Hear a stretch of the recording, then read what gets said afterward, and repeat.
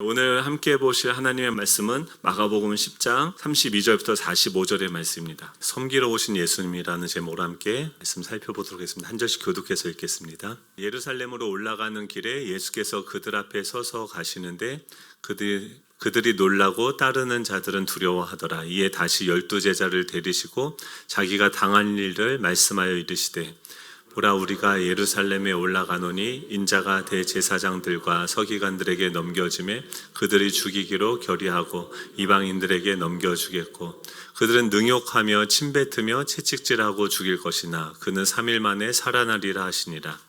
세베대의 아들 야고보와 요한이 주께 나와 여짜오되 선생님이여, 무엇이든지 우리가 구하는 바를 우리에게 하여 주시기를 원하옵나이다. 이르시되 너희에게 무엇을 하여 주기를 원하느냐? 우리는 하나는 주의 우편에 하나는 좌편에 앉게 하옵소서. 예수께서 이르시되 너희는 너희가 구하는 것을 알지 못하는도다. 내가 마시는 잔을 너희가 마실 수 있으며 내가 받는 세례를 너희가 받을 수 있느냐? 그들이 말하되 할 수 있나이다. 예수께서 이르시되 너희는 내가 마시는 잔을 마시며 내가 받는 세례를 받으려니와 내 좌우편에 앉은 것은 내가 줄 것이 아니라 누구를 위하여 준비되었든지 그들이 얻을 것이니라. 10 제자가 듣고 야고보와 요한에 대하여 화를 내거늘 예수께서 불러다가 이르시되 이방인의 집권자들이 그들을 임의로 주관하고 그 고관들이 그들에게 권세 부리는 줄을 너희가 알거니와 너희 중에는 그렇지 않을지니 너희 중에 누구든지 크고자 하는 자는 너희를 섬기는 자가 되고 너희 중에 누구든지 으뜸이 되고자 하는 자는 모든 사람의 종이 되어야 하리라. 인자가 온 것은 섬김을 받으려 함이 아니라 도리어 섬기려 하고 자기 목숨을 많은 사람의 대속물로 주려 함이니라. 아멘. 우리 좌우에 계신 분들과 이렇게 인사하면 좋겠습니다. 내가 당신을 섬기겠습니다. 네, 세 분이 괜히 왔다. 이렇게 마음으로 우리는 이렇게 섬김을 받고 싶지 누군가를 이렇게 섬기겠다라고 하는 게 참 쉽지 않습니다. 지금 이 오늘 본문을 보면 예수님께서는 예루살렘으로 올라갑니다. 왜 예수님께서는 예루살렘으로 올라가는 걸까요? 여러분, 예루살렘에 예수님이 가셔서 궁극적으로 하시고자 하는 일들이 뭘까요? 우리가 예수님을 따라가면서 궁극적으로 이루고자 하는 그런 욕망들이 무엇일까요? 지금 그 32절에 보면 예루살렘으로 올라가는 길에 예수께서 그들 앞에 서서 가시는데 그들이 놀라고 따르는 자는 두려워하더라라고 이야기를 합니다. 지금 지난 시간에 그 부자 청년 그 관리였던, 그러니까 누가 봐도 천국을 간다고 하면 저 사람은 법 없이도 살 수 있는 사람이고 저 사람은 천국 간다고 하면 내신 1등급이야 했던 그 사람이었는데, 부자였었고 청년이었었고 관리였었는데 그 사람을 향해서 예수님이 모든 것을 버리고 나를 따르라고 했을 때 그가 그 예수님을 따르는 것에서 탈락하는 것을 사람들이 목격하게 되어진 것이죠. 그리고 나서 그들은 굉장히 두려워합니다. 아니, 저 사람도 하나님의 나라에 들어갈 수 없다고 한다면 우리는 과연 어떻게 되는가? 이런 환경이 지금 형성이 되어지고 있었습니다. 그랬을 때 그 제자들은 어떠했을까요? 이 제자들은 그 부자 청년이 예수님을 따르지 못하는 것을 보면서 속으로 쾌재를 불렀을 것입니다. 그러면서 예수님한테 이렇게 이야기를 하죠. 우리는 모든 것을 버리고 주님을 따랐습니다 라고 하니까 예수님이 거기에 또 반응을 해주십니다. 그렇다, 나를 위하여서 전토나 친척이나 모든 것들을 버린 자들은 현세에서도 100배의 하나님의 복을 받을 것이다. 또 내세를 받지 못하는 자가 없을 것이다 라는 이야기를 했습니다. 그러자 이 제자들의 마음속에 어떤 생각이 들까요? 뿌듯하고, 야, 내가 잘 투자했다. 이제 이방인들을 몰아내고 이제 예루살렘에 가기만 하면 저 집권자들 다 물리치고 우리가 이제 집권 세력이 되어서 새로운 세상을 펼칠 것이다 라고 그들은 잔뜩 기대에 부풀어져 있고, 또 그들의 생각의 전제는 무엇입니까? 지금에 있는 집권 세력들보다 내가 그 자리에 앉아서 다스리게 되어지면은 훨씬 더 좋은 나라, 좋은 세상이 올 것이다라는 자기 전제가 그 밑바탕에 깔려 있는 것이죠. 지금 그들은 마냥 기대하고 기대에 부풀어서 그 예루살렘을 향해서 걸어가고 있는데 예수님이 그런 제자들에게 또 다른 말씀을 하십니다. 32절 후반부부터 얘기하면 보면은 12제자를 데리시고 자기가 당할 일을 말씀하여 이르시되 보라 우리가 예루살렘에 올라가노니 인자가 대제사장들과 서기관들에게 넘겨지매 그들이 죽이기로 결의하고 이방인들에게 넘겨주겠고 그들이 능욕하며 침뱉으며 채찍질하고 죽일 것이나 그는 3일 만에 살아나리라 하시니라 라고 이야기합니다. 지금 제자들이 예수님을 따라갔던 어떤 목적이 있는 거죠. 그들이 그곳을 통해서 얻고자 하는 것들이 있는데 지금 예수님은 그것과 전혀 상관없는 이야기를 하시는데 제자들은 전혀 그것이 귀 속에 들어오지 않습니다. 예수님은 마치 그냥 벽에다가 이야기하듯이 이 얘기를 하는데 지금 예수님이 얘기한 건 뭐입니까? 내가 예루살렘에 올라가면 인자가 넘겨질 거고 서기관들과 사내들인 공회죠. 대제사장들과 서기관들한테 넘겨지고 그 사내들인 공회에서는 이 사형이라든지 최고 형벌을 결정할 수 없기 때문에 그 로마의 법정으로 내가 다시 이방인들에게 넘겨질 것이고 거기서 나는 능욕받고 침받음을 받고 채찍질 맞고 죽을 것이다 라고 예수님께서는 그 제자들에게 말씀을 하고 있는 것이죠. 그런데 제자들은요, 지금 그 말이 들어옵니까? 안 들어옵니까? 전혀 들어오지 않습니다. 35절에 그 말이 끝나자마자 세베대의 아들 야고보와 요한이 주님한테 와서 주님, 지금 우리가 원하는 것이 있는데 무슨 말을 하든지 예수님 꼭 들어주셔야 돼요 하면서 그에게 어떤 이야기들 합니다. 이 비투스 드레셔가 쓴 휴머니즘의 동물학이라는 그 책을 보면 야생 닭들은 서열 질서가 야생 닭들, 그러니까 휴머니즘의 동물학은 뭐냐면 동물들 안에 사람과 같은 모습들이 있다라는 것인데 그 동물들에 있는 그 휴머니즘이 무엇인지를 설명하면서 이 동물들 속에 권력욕이 있다라는 것을 이야기를 합니다. 시골에서 닭을 길러보신 분들은 가끔 닭들이 서로의 벼슬을 찍으면서 피 터지게 싸우는 것을 볼 수 있죠. 이 닭은요 서열 질서가 강한 동물이라고 합니다. 근데 야생 닭들은 보면은 서열 질서가 그렇게 강하지 않은데 이 좁은 공간에 갇혀 있을 때 조건이 좁은 공간에 갇혀 있을 때 또 그 양식이 한정되어졌을 때 그들은 그 두 마리의 닭이 동시에 한 알의 알곡을 먹으려고 엄청난 그 서열 의식이 작동되면서 피 터지게 싸우는 일들이 생긴다고 하는 것이죠.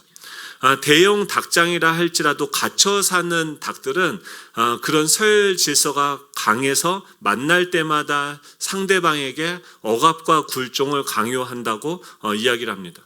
이 낙타는 왜 사막으로 갔을까라는 책에서도 이 원숭이들에 대해서 이야기를 하는데 원숭이는 어렸을 때 키우면은 한 40%의 그 아기 원숭이들이 살해를 다 죽임을 당한다고요. 누구에 의해서 죽임을 당하냐면 힘센 우두머리 수컷이 그 아기 원숭이들 전체 중에 한 40% 되는 그 어린 원숭이들을 죽인다고 합니다. 그 이유가 무엇이냐면 지금 아기 원숭이가 나오면은 엄마 원숭이가 수유를 할 것 아닙니까? 그럼 수유를 하는 기간에는 임신을 할 수가 없는 거죠.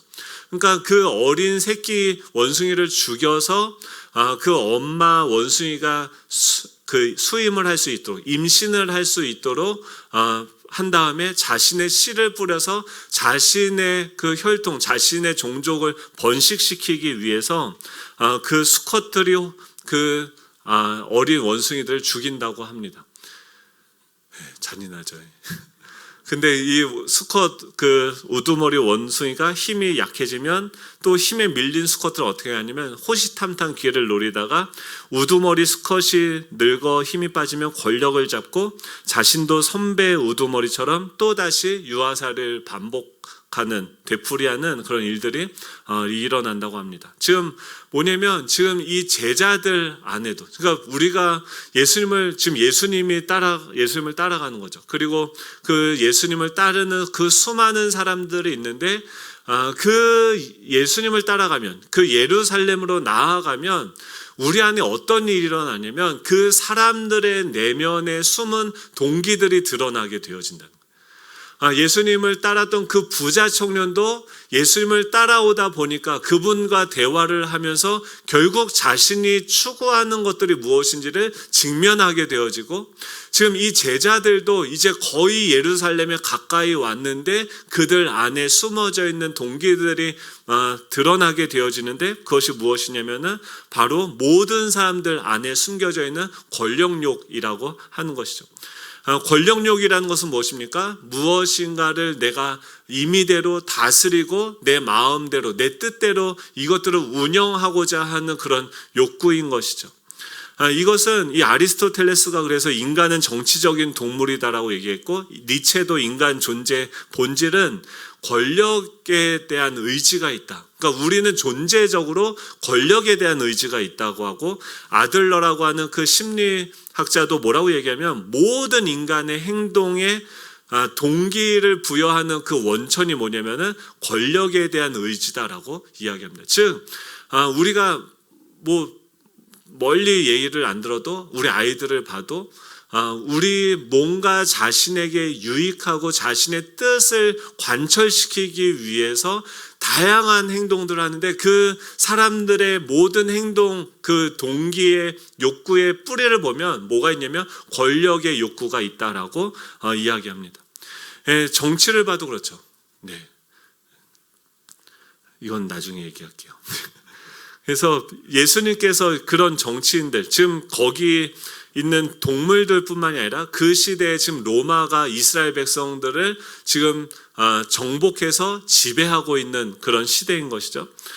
그런데 지금 우리 관점에서 보면은 헤롯이 나쁜 사람이고 그렇지만 역사적으로 보면 로마처럼 그 정치를 잘했던 나라가 없죠. 그러니까 지금 우리 모든 민주사회의 뿌리는 어디서부터 왔습니까? 그 로마에서부터 온 거죠. 그 당시에 지배를 했음에도 불구하고 그 피지배국을 임의대로 한 것이 아니라, 지금 헤롯이 그 당시에 왕이 되어서 무엇을 했냐면 46년에 걸쳐서 이 토건 사업을 통해서 예루살렘 성전을 그 피지배국을 위해서 지어줬어요. 그러니까 이스라엘 백성들이 자신들의 힘으로 세웠던 그 어떤 성전보다도 더 크고 아름다운 그 헤롯 성전을 그들을 위해서 건축하고 있는 그 과정이었습니다. 또 그것뿐만이 아니라 이 토목 사업을 벌여서 성채와 수로, 극장, 공공 건축물들을 세우고 경제도 부흥하고 영토도 확장하고, 지금 이 유대 나라의 그 팍스 로마라라고 하죠. 그 어느 시대에도 경험하지 못했던 그 평화를 그들에게 부여해주는 그런 시대였던 거죠. 그런 상황에서도 지금 이스라엘 백성들은 어떻게 해요? 그들의 지배를 받으면서 주권을 빼앗긴 것으로 인해서 고통받고 이렇게 하면서 불만을 토로하고 있지만, 긴 역사적으로 보면은 가장 선한 정치를 하는 세력 밑에서 지금 지배를 받고 있는 상황이었던 것이죠. 근데 그 헤롯이 왜 선한 정치를 했을까요? 그는 반면에 어떤 일을 했냐면 자신의 권력을 위해서는 예수님이 태어나실 때 베들레헴에서 2살 이하의 아이들을 다 죽였습니다.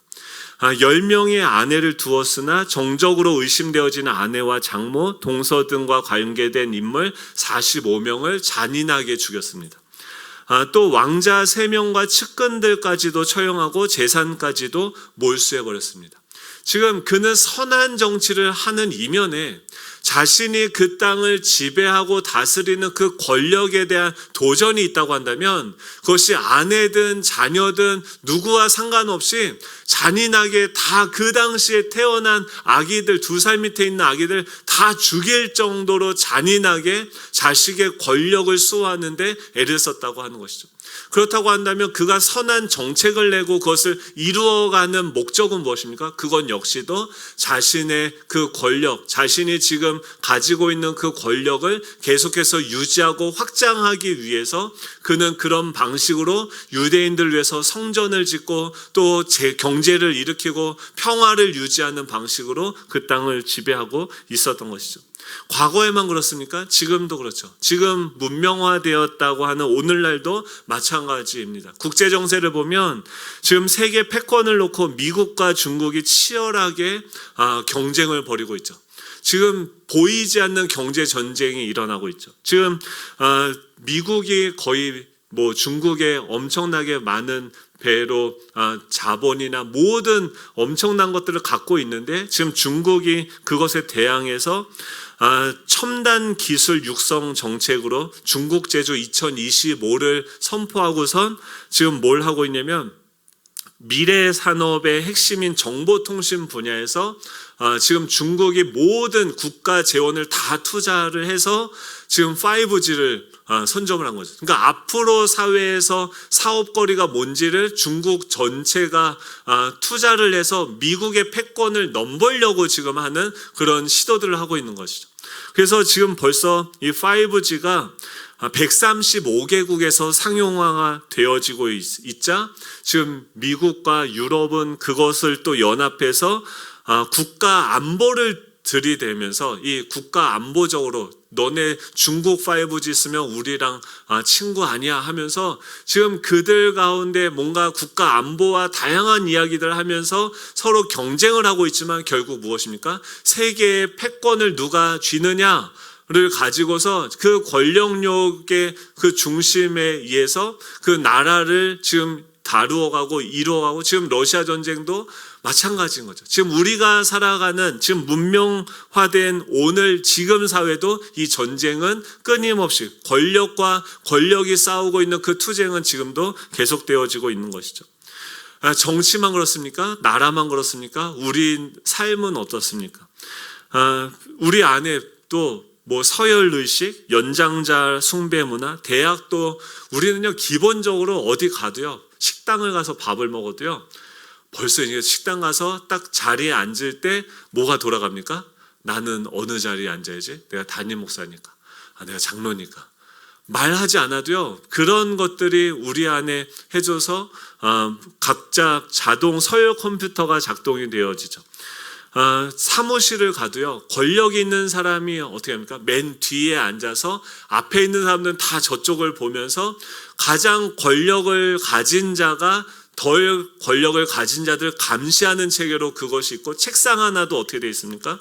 일반 사무원은 서랍이 2개 있는 책상을 가지고 대리는 오른쪽에 서랍 2개를 추가하고 또 과장은 기억자 책상을 주고 부장은 이자 책상을 준다고 하는데 사실인지 모르겠어요.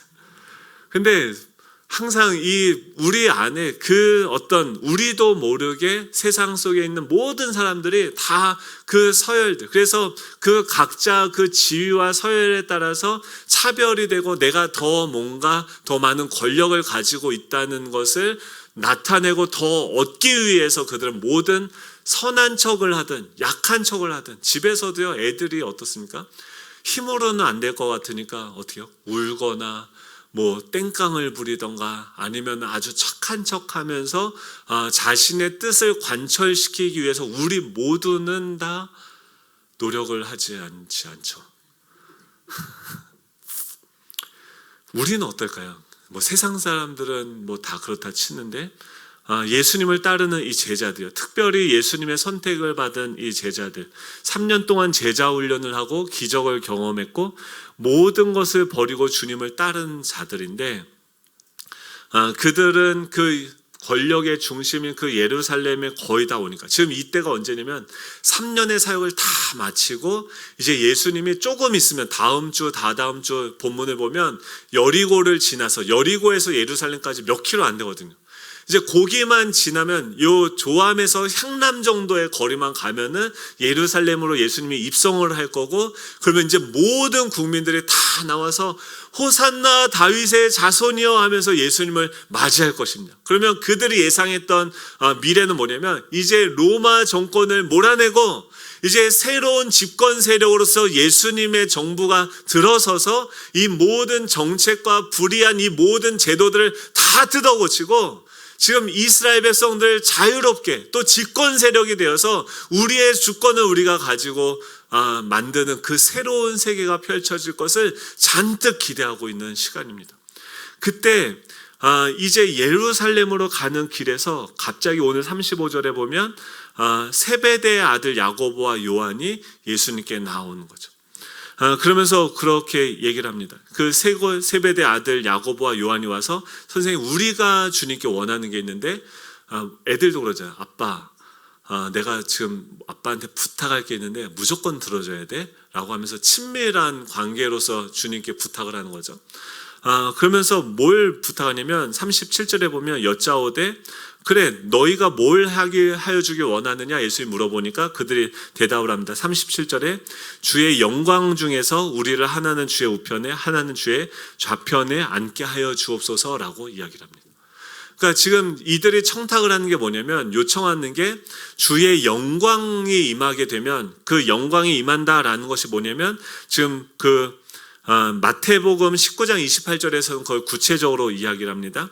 예수께서 이르시되 내가 진실로 너에게 이르노니 세상이 새롭게 될 것이다. 그리고 인자가 자기의 영광의 보좌에 앉을 때에 나를 따르는 너희도 12보좌에 앉아 이스라엘 12지파를 심판할 것이다 라고 이야기했어요. 그러니까 지금 예수님이 영광 중에 거하게 되어진다는 것은 뭐냐면, 예수님이 이제 그 보좌에 왕자에 앉게 되어지고 이제 지금 따르던 12제자들이 그 옆에 좌우에 쫙 앉아서 이제 새로운 정부 인수위원회를 구성해서 그 나라를 만들어갈 것이다 라고 하는 것이죠. 그랬을 때 그가 와서 지금 주님한테 요청하는 게 뭐니까, 우리 중 하나는 주의 우편에 하나는 좌편에 앉게 해달라고 요청을 하는 거죠. 오늘 본문을 보면은 세베대의 아들 야고보와 요한이 오는데, 마태복음 20장 20절에 보면 세베대의 아들의 어머니가 그의 아들들을 데리고 예수께 와서 절하며 구했다라고 얘기해요. 그러니까 지금 세베대의 아들들, 세베대는 누구냐면 그 야고보와 요한의 아버지고, 그 어머니는 살로메인데, 살로메는 누구냐면 지금 예수님의 어머니의 자매예요. 그러니까 지금 이게 어떤 관계냐면 친인척 관계인 거죠. 그러니까 이 살로메는 예수님에게 그럼 뭡니까? 이모뻘 되는 거죠. 그러니까 이모가 자기의 아들 둘을 데리고 와서 누굴 데리고 오면 야고보와 요한을 데리고 와요.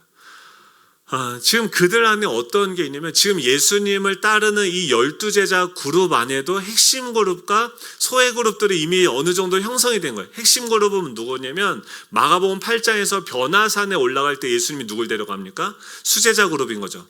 베드로와 야고보와 요한을 데리고서 그 산에 올라가는데, 지금 문제는 뭐냐면, 그리고 나머지 9명은 그 산 밑에 있었던 거죠.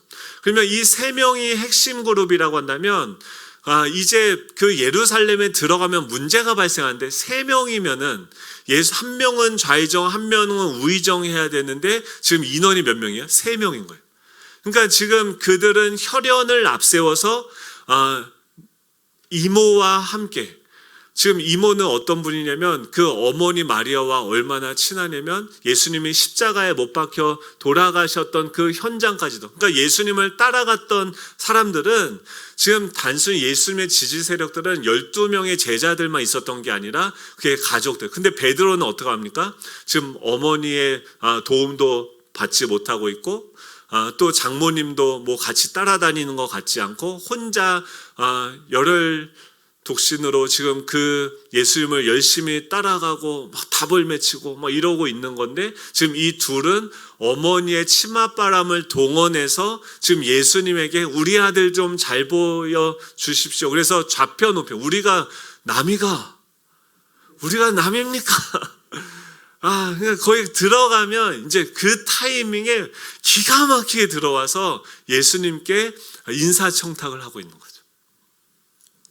그러자 41절에 보면 열제자가 듣고 야고보와 요한에 대해서 화를 냅니다. 왜 화를 낼까요? 열받는 거죠. 그들도 지금 동일한 것들이 그 마음속에 있는데 지금 어떻게 됩니까? 그들이 눈치 빠르게 혈연을 내세워서 그 인사청탁을 하니까, 그러니까 지금 한번 그려지십니까? 지금 예수님이 이 땅에 오셔서 3년 동안 사역을 하고 사람들을 섬기고 돕고 살리고 복음을 전파하고 너희가 빛이다 소금이다 뭐 하늘에서 무상이 클 것이다 뭐 엄청난 것들 다 얘기했는데, 그리고 그것을 따라가면서 이 부자 청년들 뭐 다양한 사람, 그러니까 십자가를 향해서 나아갈수록 예전에 그 반지의 제왕을 보면 그 반지가 올 때마다 나타날 때마다 사람들의 그 속에 있는 욕망들이 골룸처럼 막 드러나듯이 지금 예루살렘으로 갈 때마다 예수님을 따라갈 때마다 뭐가 보여지는 거예요? 우리 안에 숨겨져 있는 욕망들이 나타나게 되어지는 거예요. 지금 이 사람들은 뭘 생각하냐면 내가 저 로마 사람들보다 더 낫다라는 전제를 가지고 있었어요. 왜요? 나는 부자 청년이고 십계명을 잘 지켰기 때문에 저 사람보다 내가 더 나아. 근데 제자들은 또 어떻게 생각했습니까?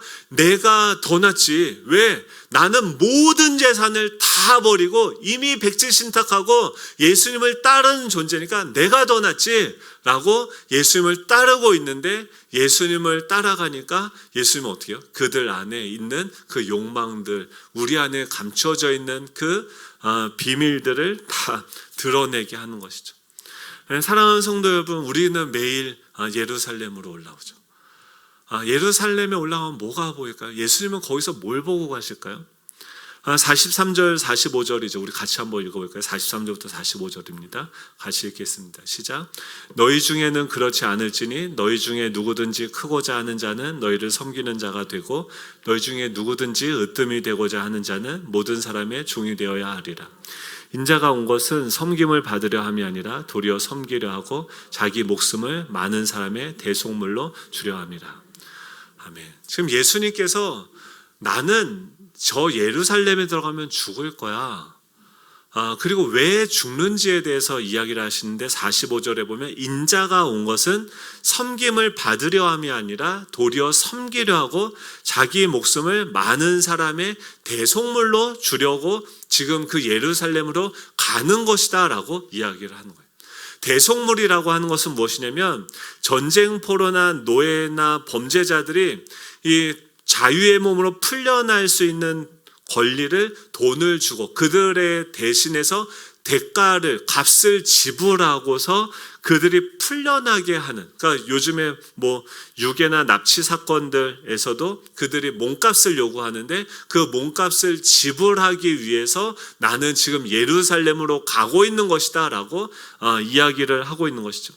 그 한 사람이 자유의 몸으로서 풀려나도록 하는 그 행위 전체를 구속한다라고 하는 거예요. 그 말은 지금 예수님은 그 구속을 위해서, 즉 이 사람들이 자유자가 되게 하기 위해서, 그들이 포로로 살아가고 있는데 그 포로된 사람들을 자유케 하기 위해서 나는 그것을 위해서 뭘 하냐면 내가 대속물로 거기 가서 난 죽어야 돼 라고 이야기하고 있는 것이죠.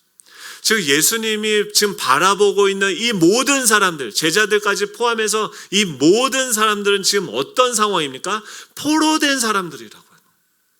뭐에 포로가 되어져 있냐면 지금 그 로마 정권이나 지금 그것을 어떻게 뭐 헤롯 땅이든 뭐 SNF파든 바리새인들이든 지금 제자들이든 이들의 중심은 뭐에 포로가 되어져 있냐면 그 하나님을 대적해서 자신이 왕이 되고 자신이 하나님이 되고자 하는 그 사단의 꼬임에 넘어가서 그에게 굴복하고 지배를 받을 수밖에 없는 그 사단과 죄와 그 사망의 포로가 되어져 있는 상황인 것이죠. 즉 지금 이들의 문제는 정치의 문제가 아니라 그들의 중심이 지금 이 죄와 사망과 이 사단의 세력에게 사로잡혀서 죄를 범해서 그들은 포로되어져 있고 그것으로부터 스스로 벗어날 수 없는 상황이 되어졌다. 그래서 내가 이 사람들을 살리기 위해서 나는 예루살렘에 왜 갑니까? 그 사람들을 위해서 난 죽으러 가는 거야. 나 너희들을 섬기기 위해서 가서 죽을 거야. 죽는다는 것은 무엇입니까? 그 성전에 들어가서 번제단에 그러니까 예수님이 하셨던 일은 무엇이요? 이 땅에 오셔서 섬기려 하고 모든 사람의 종이 되게 하는 거죠. 대속물이 된다고 한다는 것은 예수님은 왕이시죠. 그러니까 하나님과 동등하신 분인데 그 하나님으로서 모든 것들을 누릴 수 있는 분이신데 그분은 어떻게 하셨습니까? 우리를 살리시기 위해서 지금 나아가셨죠. 그렇죠. 예루살렘으로 왜 갈까요? 어떻게 하면 그 사람들을 살릴 수 있을까요? 어떻게 하면 이 세상을 바꿀 수 있을까요?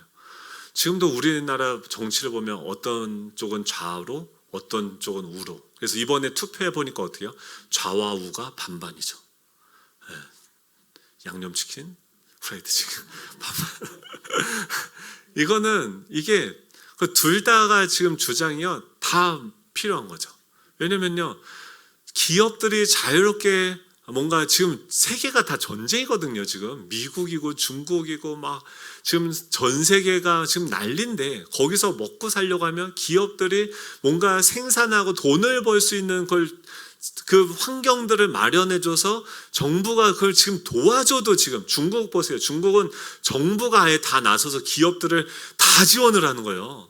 근데도 이 전 세계 경쟁에서 지금 이게 조금 크려고 하니까 지금 패권 국가들이 기득권 세력들이 그걸 다 누르는 판에 지금 우리나라처럼 이 약한 나라에서 이 기업들이 전 세계를 향해서 뭔가 펼쳐나가고 뭔가 기업들이 나가려면 정부의 전폭적인 지지와 이런 것들이 필요한 거겠죠.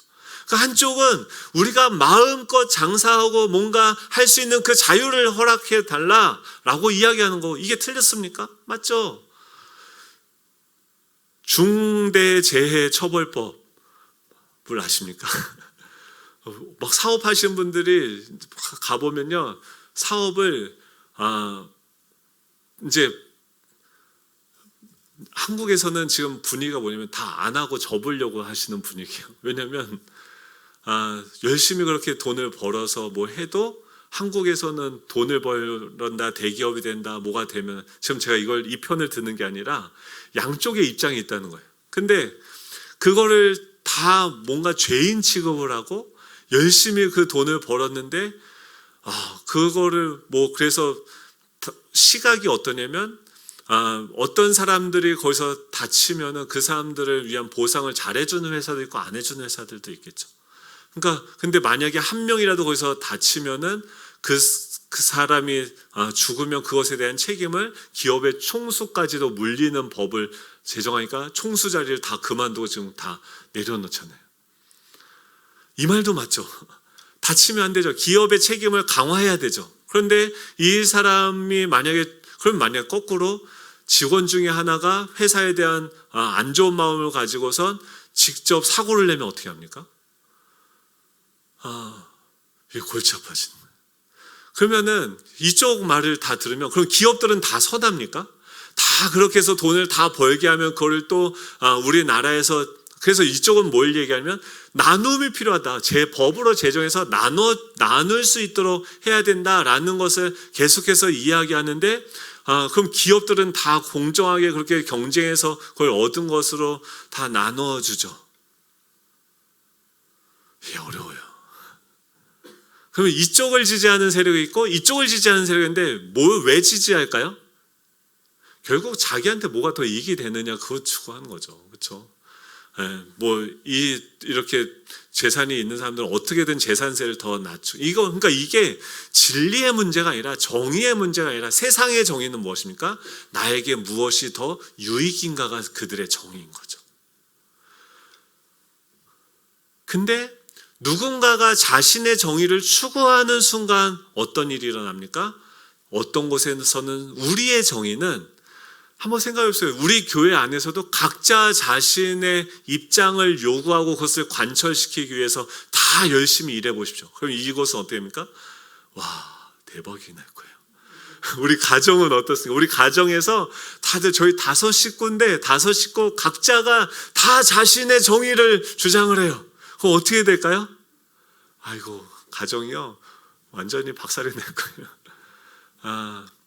그러면 하나님이 원하는 것은 뭐냐면, 그러니까 왜 이 세상이 이렇게 되어졌습니까? 각자가 다 하나님이 되고자 하기 때문에 선악과를 따먹었다는 것은 모든 것을 판단하는 그 기준의 근거가 자신이 되어졌다는 거예요.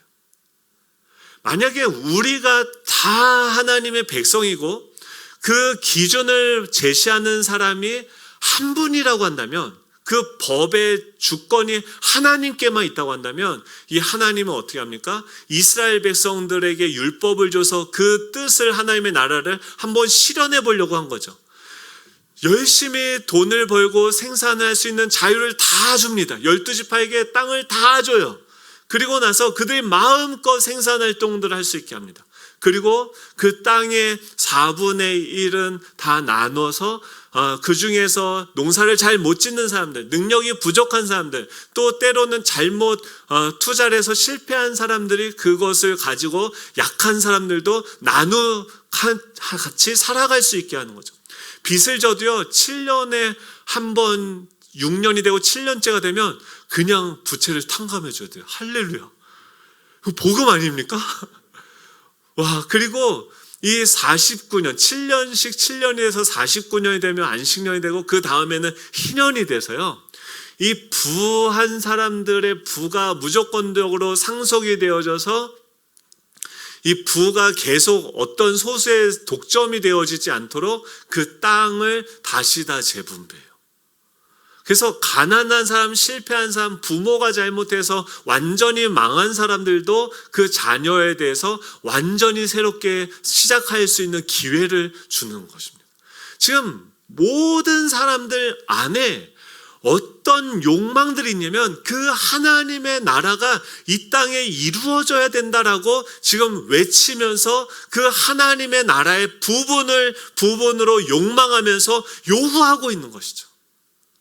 그런데 그것을 실행해 나가는 그 사람들이 지금 어떻게 되어졌습니까? 망가졌다는 거예요.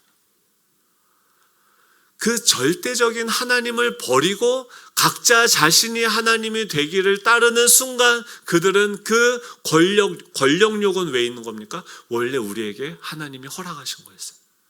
이 모든 만물을 다 창조하신 다음에 그 생육하고 번성하고 그 모든 만물들을 지키고 다스리라 우리에게 위임해 주셨어요. 그러니까 우리 인간은 하나님의 형상으로 하나님만을 우리의 위에 두고 우리 모두가 다 이 모든 만물들을 다스리는 그런 권력을 가지고 있는 존재였습니다.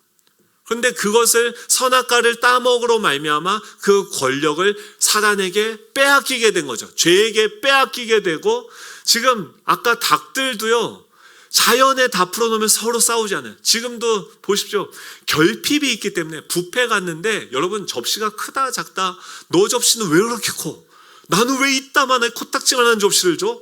막 하면서 싸우겠습니까? 뷔페인데? 아니죠. 지금 이 땅에 있는 모든 그 투쟁들은 뭐예요? 결핍으로부터 말미암은 거고, 그 결핍은 무엇으로부터 말미암았습니까?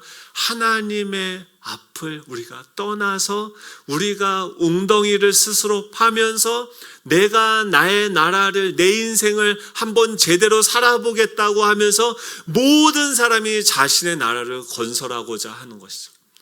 이게요, 예수님 있는 시대에 예수님을 따랐던 그 무리들뿐만 아니라 예수님을 따르고 있는 그 제자들 안에도 다 뭐예요? 동일하게 그 죄의 포로가 되어져 있는 상황이었다. 주님은 그들을 살리기 위해 무엇을 하셨습니까? 그들을 섬기는 자, 그들의 종이. 한번 생각을 해보세요. 입장을 바꿔놓고 생각해 보세요. 3년을 내가 가르치고 함께하고 기적을 경험하고 먹고 자고 다 했는데, 다 섬겨줬는데 여전히 자기 밥그릇만 생각하고 있어요. 여러분, 그 속을 들여보다 본다고 한다면 막 정말 축복하고 싶겠죠.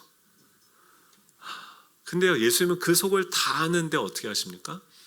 그들을 자기보다 낮게 여기시면서 하나님께서 그런 그들을 위해서 자신을 대속물로 보내주신 것을 믿으면서 우리를 어떻게 대하시냐면 그런 탐욕덩어리인 우리인데 그런 우리들을 끝까지 믿고 자신의 생명을 자기가 다 하겠다 이게 아니라 자신은 우리를 위해서 우리의 그 죄값 그 우리가 받아야 되는 그 형벌을 대속물로 자신의 생명을 내어줌으로써 갚아주는 것까지 하고요. 그 다음 세상을 다스리는 것은 누구에게 위임을 합니까? 바로 지금도 자기 밥그릇만 생각하고 있는 그 사람들을 사랑하고 믿음으로써 그들에게 맡겨주는 거예요. 어떻게 이런 일이 가능할까요? 예수님은요, 그 보좌를 버리시고 이 땅에 오시면서도 뭘 믿는 거예요? 지금 눈에 보이는 이 로마나 어떤 다른 어떤 사람들의 사상이나 그 정책들이 이 세상을 변화시킬 것이 아니라 이곳에 계신 살아계신 하나님이 그의 뜻에 순종하는 참 인간인 그 주님의 몸된 교회를 통해서 이 땅을 변화시키실 것을 믿으셨어요. 예수님은 누굴 믿었냐면 성부 하나님을 믿었고 그분의 능력을 믿으셨어요. 여러분, 지금 우리나라의 위기, 이 세상의 이 고통, 이것은요 어떤 정치적인 이념의 문제가 아닙니다. 정치인들의 문제가 아니라 교회의 문제예요. 우리에게 하나님은요 그 정치인들에게 그것을 맡긴 것이 아니라 우리에게, 저와 여러분들을 믿고 이 땅을 우리에게 맡기셨다고 하는 것이죠. 섬긴다는 게 뭘까요? 예수님은요, 인자가 온 것은 너희 중에 누구든지 으뜸이 되고자 하는 자는 모든 사람의 종이 되어야 하리라. 여러분, 여러분들의 아내와 여러분들의 남편과 여러분들의 자녀의 종이 되시길 축원하옵나이다. 아멘이십니까? 할렐루야. 와, 그러면 돼요. 근데 이게 어려워요. 왜 그러냐면 저도 교회가 어떻게 하면 건강하게 되고 어떻게 하면 우리 교회가 살까 막 이런저런 고민하죠. 정책을 생각하기도 하고 어떤 교회 부흥 전략을 생각하기도 하고 막 결론은 뭐냐면 저만 죽으면 돼요. 담임 목사만 잘하면 돼요. 그러면 여러분들 다 그렇죠. 아멘 막 이러시겠죠. 네. 동일하게 여러분들의 가정과 여러분들의 가정이 살아나기 위해서 뭐만 잘하니까 여러분만 죽으시면 돼요. 아멘이십니까? 제가 새터민 사역을 하면서 이 섬김에 대해서 많이 배웠어요. 하나님이 항상 의외의 사람들을 만나게 하세요. 그러니까 예수님을 따라가면 제자들은 뭘 봐요? 그 궁전의 보좌를 보는데 주님은 성전의 번제단을 보게 하시는 거예요. 주님을 따라가면 더 높은 어떤 사람을 보는 것이 아니라 그 사람들의 중심, 우리가 섬겨야 되는 사람들을 보게 하세요. 새터민 사역을 하면서 제가 그런 고민했어요. 이 사역을 이런 분들 하나님이 만나게 하셨는데 어떻게 그분들을 섬겨야 되는가? 제가 여동생한테 고민하다가 이제 기도하면서 여동생한테 물어봤는데 동생이 그러더라고요. 미국 교회를 다녀요. 그러니까 다녔었어요 그때 그 당시에. 미국 교회에서 그들은 뭡니까? 유학생이신 분이고 또 동양인이에요. 그러니까 지금 우리 예배당에 만약에 외국인 노동자가 온다고 한다면 여러분들은 어떻게 그분들을 보시겠어요? 그렇게 보는 거예요. 우린 그렇게 안 보죠. 근데 그렇게 보는 거예요. 그래서 근데 제 여동생도 북경대 나왔고요. 그 남편도 서울대 깨알 자랑을 합니다. 네, 서울대 나온 어디서든 뭐 이렇게 도움을 받고 뭐 이런 대상으로 대우를 받아본 적이 없던 사람들이에요. 그런데 그 미국인 교회에 들어가서 보니까 그 사람들이 자기들을 어떻게 보냐면 불쌍한 대상, 도와줘야 되는 대상으로 그들을 바라보더라는 거예요. 그래서 정말 와서 친절하게 무슨 도움이 필요합니까? 뭐 부족한 것이 없습니까? 막 이렇게 해서 해주는데 지금 제 여동생이 필요한 것은 그런 경제적으로 막 이게 아니라 정말 외롭고 힘들어서 같이 그런 마음을 나눌 수 있는 친구를 찾았는데 그들 그룹으로 들어가니까 왜 미시즐이 왜 여기에 왔지? 하면서 그들의 그룹 속으로는 들어가지 못하는 거예요. 그냥 이 사람들은 다 뭐예요? 그 공동체 안에서 도움의 대상, 섬김, 도움을 받아야 되는 대상으로 보는 거죠. 그래서 오빠 내가 여기서 이방인으로 살아보니까 우리한테 필요한 거는 어떤 물질이나 다른 것이 아니라 우리들을 그냥 동등하게 대해주는 그 환대와 그 친절함인 것 같아. 친구가 되어주는 것 같아 라고 얘기하더라고요. 그래서 그 얘기를 듣고 저도 기도하는데 이 말씀을 저에게 주셨어요. 그래서 이 섬김이 무엇일까라고 생각하는데 저도 이미 그 세터민들을 가서 도우려고 하니까 돈도 월급도 저보다 많고요. 부족한 게 없어요. 생활력도 저보다 더 강해요. 그래서 그분들한테 저는 이제 뭔가 가르치려고 교리를 가지고 막 어떻게 가르치려고 했는데 감사하게도 그 중에 그걸 들으려고 하는 분이 한 분도 없으세요. 그래서 어떻게 했냐면 근데 그것이 뭐냐면 가르치려고 하는 것 자체가 전제가 뭐냐면 제가 그분들보다 뭔가를 더 많이 알고 더 낫다라고 하는 그 전제를 가지고 접근을 한 거죠. 그래서 그거를 내려놓고 그분들에게 가서 친구로 가서 그러면 당신이 나보다 박철 형님이라고 부르는데 저보다 한 살 많으니까 형님하고 제가 동생하고 막 거기서 이제 막 제가 소주를 얼마나 따라줬는지 몰라요. 그래서 같이 가서 그들과 함께 친구가 되어주고 같이 이야기 상대가 되어주고 같이 그들의 삶을 듣고 교제하는 가운데 제 안에 형언할 수 없는 기쁨들이 넘쳤어요.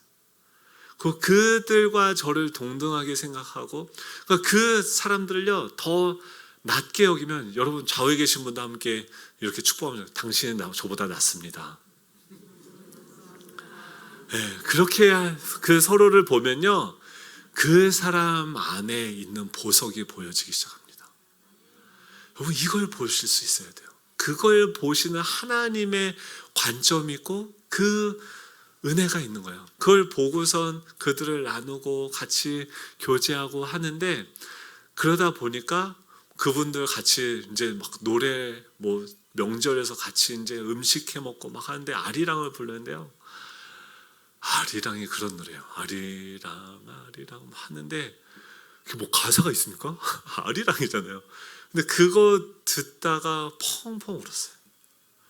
그 안에 그 사람들의 모든 삶이 다 녹아져 있고 그것을 함께 울고 함께 웃으면서 서로에게 친구가 되어주는 방식으로 섬기고 있더라고요.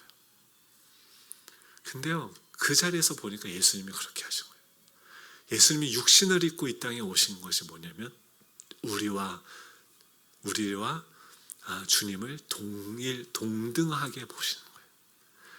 우리의 모든 수치와 연약함의 그 자리로 같이 가시면서 우리의 연약함들을 다 자신이 짊어지고 이 사람들 안에 그런 있는 욕심과 아픔들이 있는데 그럼에도 불구하고 그들을 향한 하나님의 계획을 보시면서 그들을 축복하시고 사랑하시고 끝까지 섬기시되 끝까지 섬기는 것. 그들의 더러운 말을 십자가에 달리기 전까지 그 예루살렘에 들어가서도 그들의 발을 씻겨주는 방식으로 그들을 사랑하고 섬기시는 주님이 우리의 주인이신 거죠. 세상의 희망은 어디 있냐면요 그 하나님의 아들이 이 땅 가장 낮은 곳에 와서 서로를 나보다 낮게 여기면서 그들을 섬기고 그들의 종이 되어주는 거예요. 여러분 우리 예수정한교회가 그런 교회가 되길 축복합니다. 요새 정말 다양한 분들이 오세요. 교회를 처음 나오시는 분들도 있어요. 아직 술, 담배 끊지 못하신 분들도 있어요. 여러분 술, 담배 하면은 우리가 그들보다 그들이 우리보다 부족한 존재입니까? 아니잖아요. 그런 비교법이 어디 있습니까? 이분들이 성경을 잘 모른다고 해서 우리보다 더 부족한 존재입니까? 그렇지 않죠. 복음, 우리가 그들보다 나은 게 뭐가 있습니까? 복음을 더 먼저 아는 것밖에 없죠. 제가 목사라고 해서 장로라고 해서 집사라고 해서 그 사람들보다 더 낫다라는 보장이 어디 있습니까? 교회는요 그걸 깨달은 사람들이 주님으로 말미암아서 그 왕이 가장 가장 낮은 곳에 오셔서 그 서로를 더 우리가 뭐가 있어서 뭘 나눠주고 뭘 섬깁니까? 우리가 나눠줄 수 있는 건 뭐밖에 없어요? 예수 그리스도의 이름밖에 없어요. 그 주님이 우리를 이렇게 대해주셨고 섬겨주셨고 그 사랑을 받았어요. 저도 당신을 그 주님이 당신도 사랑해주세요. 그래서 우리가 그들을 섬기고 사랑할 때, 그들의 종이 되어서 그들에게 나아갈 때 다양한 분들이 오셔서 각자의 다양한 욕망들을 가지고 오시겠죠. 우리가 그들보다 낫다고 하면 뭡니까? 내가 더 죄인이라는 걸 깨달은 거죠. 그분들 아직 죄인이라는 걸 모를 수 있겠죠. 그랬을 때 우리 가운데 예수님이 드러나는 방식은 무엇입니까? 우리가 각자 십자가를 지고 예루살렘에 가서 그분을 위해서 죽는 것이죠. 저도 목사로서 야망이 있을까요? 없을까요? 이게 노력하지 않아도 제 안에서 그냥 나와요. 날마다 매일 새벽마다 말씀을 보고 기도하는 이유가 무엇입니까? 내 안에 있는 그 욕망덩어리인 내가, 이성범 목사가 죽어야 되는 거예요. 그 내 안에 계신 예수님이 사셔야 돼요. 그 일들을 우리가 할 때 우리 교회로부터 새로운 사회가, 우리 안에 새로운 사회가, 하나님의 나라가 이루어지게 될 것이고, 이 세상은 우리 안에 살아계신 주님을 보게 될 줄로 믿습니다. 주님이 우리를 부르신 것은 그들을 위해서 너는 자기 십자가를 지고 나를 따라. 우리가 다 대속물이 돼서 다 죽어야 됩니까? 그게 아니죠. 우리를 위해서 십자가를 지신 그 예수 그리스도를 우리가 증인으로서 또 제자로서 그분을 따르며 증인으로서 그들에게 증거하는 것이죠. 이 복음을 영화롭게 하는 저와 여러분 되시기를 간절히 소망합니다. 우리 찬양할 텐데요. 이 세상을 살아가는 동안에 나의 힘을 의지할 수 없으니, 지금 우리가 마가복음을 보면서 벌써 40번째 시간이 됐습니다. 주님을 따라오고 그들이 그물을 버리고 쫓아올 때는 예수님 따르면 이제 제자가 돼? 나 이제 한몫 가졌구나. 내가 이제 뭔가 되는구나. 내 인생에도 빛이 임하는구나 하면서 기대하면서 왔겠죠. 근데 그 예루살렘으로 갈수록 그 영광이 우리에게, 부활의 영광이, 그 나라의 영광이 오게 될 것인데, 그걸 위해서 우리가 통과해야 되는 것이 무엇입니까? 바로 십자가죠. 여러분, 그 소망이, 그 하나님의 꿈이, 하나님은 여전히 우리를 통해서 이 땅 가운데 하나님의 나라가 이루어질 그 꿈을 계시는 거죠. 그 꿈이 우리의 꿈이 되길 원합니다. 우리 다 같이 일어나셔서 그것을 기도하는 마음으로 우리 찬양하고, 나라와 권세와